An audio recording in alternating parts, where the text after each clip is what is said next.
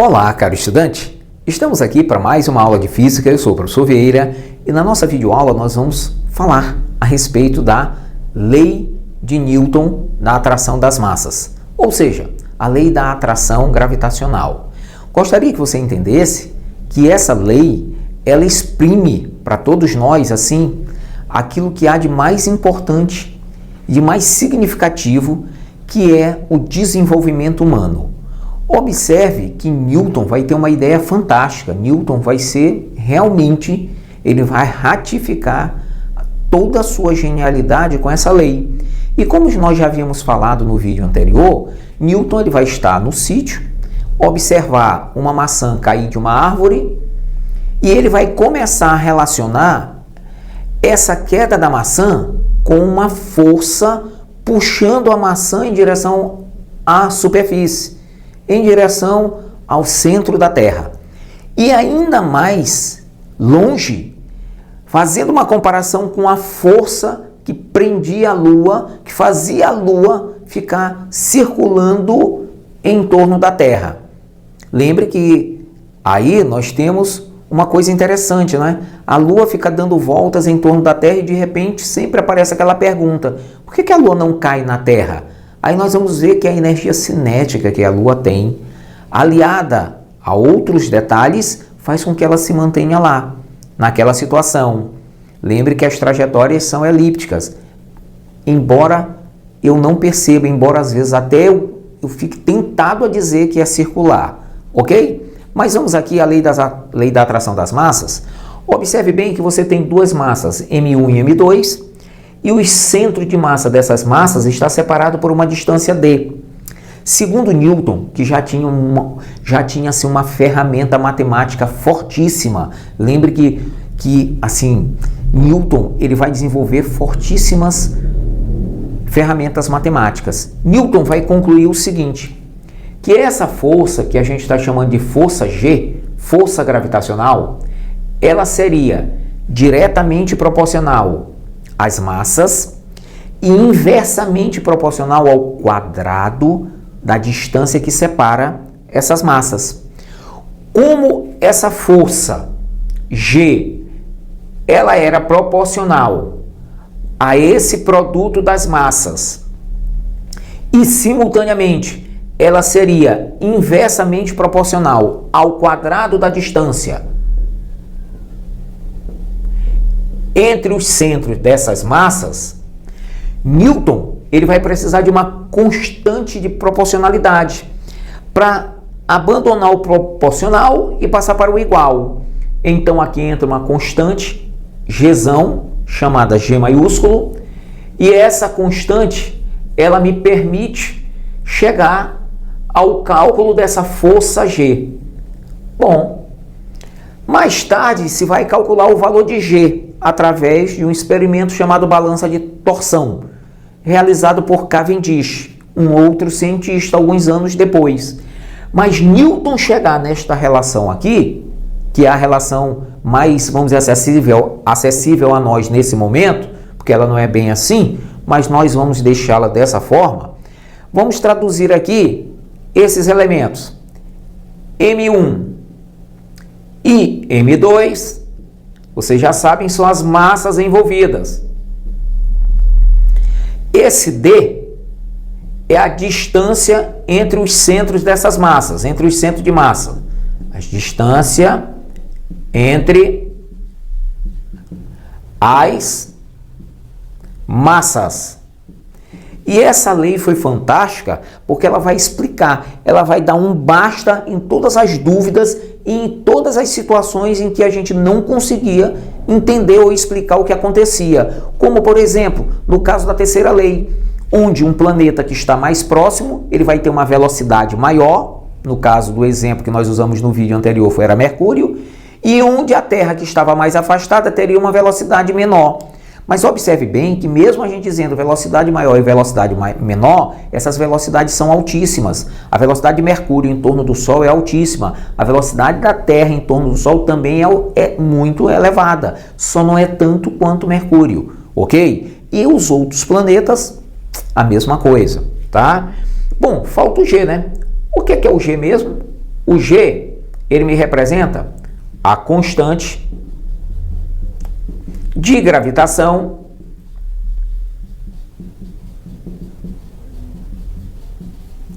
universal. Esse G já tem um valor no SI. O valor de G no SI é 6,67 vezes 10 elevado a menos 11 Newton, metro ao quadrado, quilograma ao quadrado. Ok? Eu preciso memorizar esse valor? Claro que não. Você não precisa memorizar esse valor. Você só terá que saber o que é o G.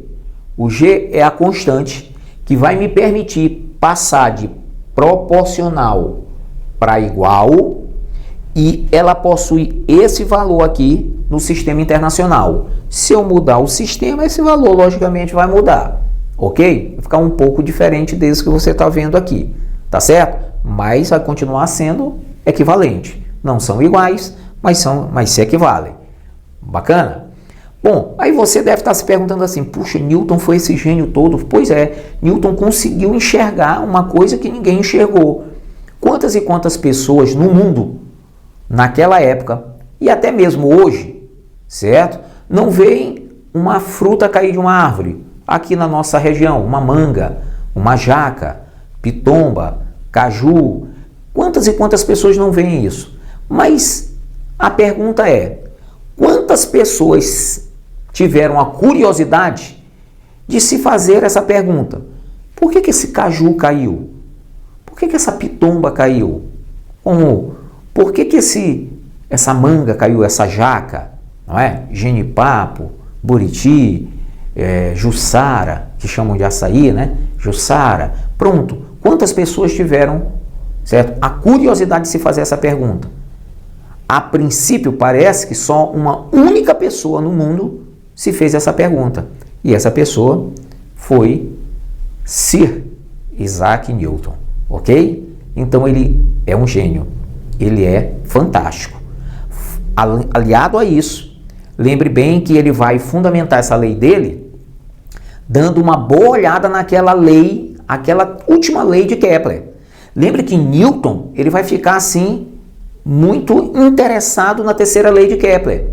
E é a partir desse interesse, unido às ferramentas matemáticas que ele tinha, é que ele vai montar essa estratégia aqui. Bom, nós poderíamos criar aqui um exemplo para a gente calcular, de repente, uma força, certo? Quanto seria que valia a força gravitacional, por exemplo? Com que força a Terra está atraindo o Sol ou o Sol está atraindo a Terra? Bom, lembrar a vocês, observe bem, a força é uma só.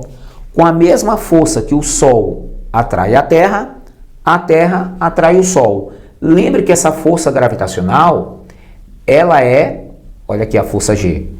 Essa força gravitacional, ela é sempre atrativa, ela não é repulsiva, no caso aqui que nós estamos comentando com vocês, em relação à massa do Sol e à massa da Terra.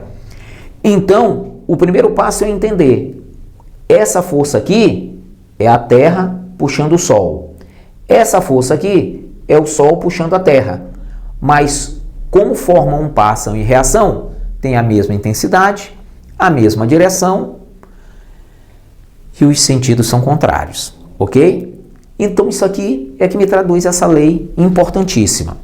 Um detalhe, se a gente quisesse fazer essa conta aqui, a gente precisaria da massa da Terra. Pronto. Vamos ver aqui se a gente consegue montar essa estratégia. Quanto seria a massa da Terra? Quanto seria a massa do Sol? Visto que a constante a gente já sabe. Qual seria a distância da Terra até o Sol? Essa distância da Terra até o Sol é algo em torno de 1,5, 10 elevado a 11 metros, certo? Que às vezes a gente utiliza 150 milhões de quilômetros. É a distância da Terra até o Sol.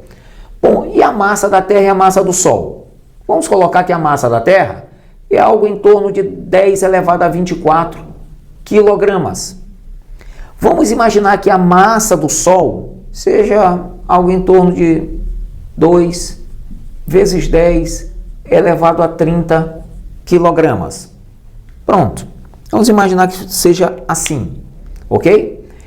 Com esses dados aqui, e lembrando que a constante é 6,67 vezes 10 elevado a menos 11, que esse valor aqui vai ser calculado não por Newton, mas algum tempo depois por um outro cientista, lembrando que o grande feito, quer dizer, a grande descoberta foi entender que a distância, que a força variava com o quadrado da distância, certo? E esta relação aqui, que me traduziria, quanto maior forem as massas, maior será essa força, ok? Então a gente pode agora aplicar essa fórmula aqui nesse exemplo, certo? Nós podemos tranquilamente substituir esses valores aqui.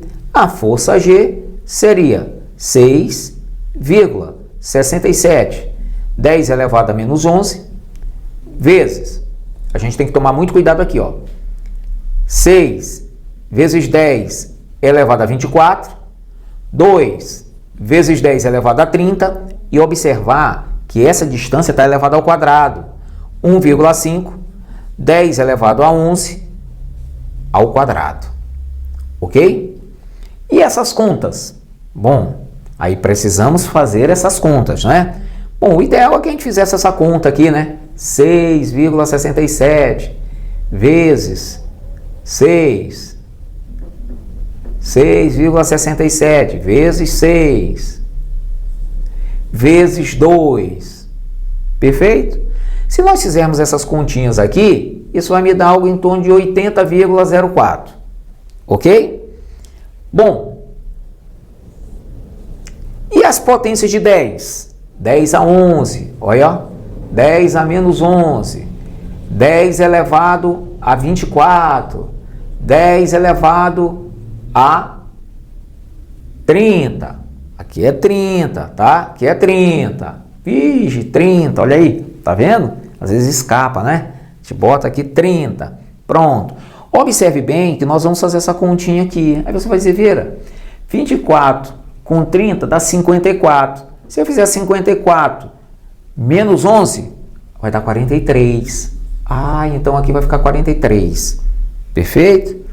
Bom, então a gente poderia dizer que essa força seria, vamos botar aqui, 80, 0,4, tá? Dividido vezes 10 elevado a 43, tá? Dividido 1,5 vezes 10 elevado a menos 11.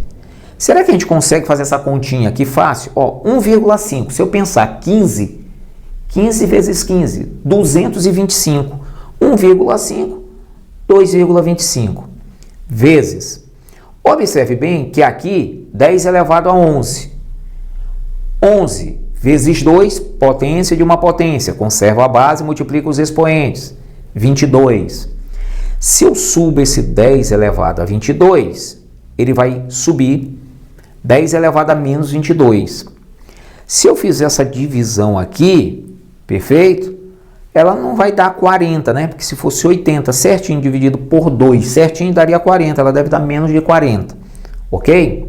Então, essa força G vai dar um número menor do que 40. Algo em torno de 35,7 vezes 10, 43 menos 22, 21.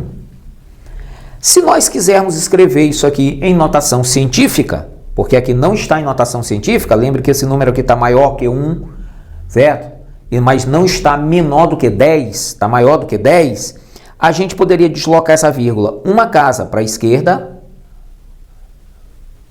e aumentar uma unidade no expoente, 35,7, e aqui passaria a ser 3,57 vezes 10 elevado a 22, ok?